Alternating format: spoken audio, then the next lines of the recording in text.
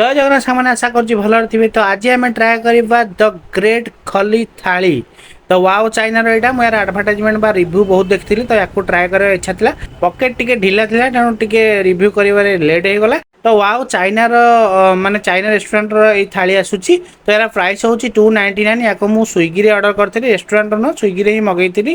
तो यही जो थाली आपण पाइबे 10टा आइटम जोटा कि हूँ चाइनीज आइटम।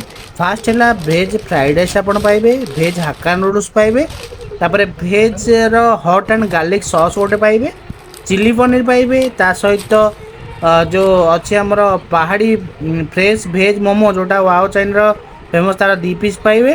तापर चिजी स्प्रिंग रोल गोटे पीस पाइबे। तापर क्रिस्पी गार्लिक पोटाटो यहाँ आप 4-5 पीस आसूचे।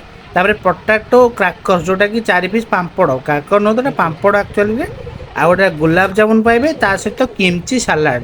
तो यहीक जिनस आप पाइबे 10टा आइटम। तो टेस्ट वाइज मुझे कहूँ हाँ ता पूर्व आप वीडियो को लाइक कर दिखाँ। हाइप करने को जमा बोलबे कमेंट करेंगे आप ट्राए करें।